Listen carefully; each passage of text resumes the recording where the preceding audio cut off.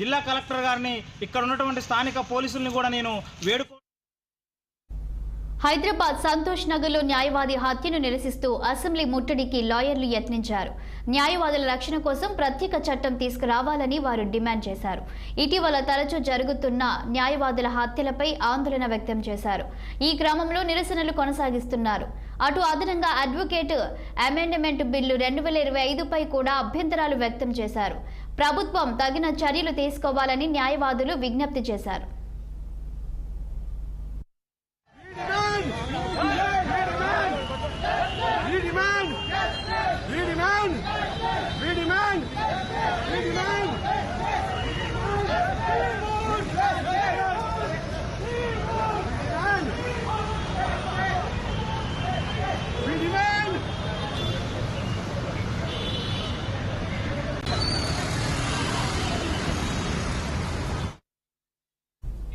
కూటమి ప్రభుత్వంపై YCP MLA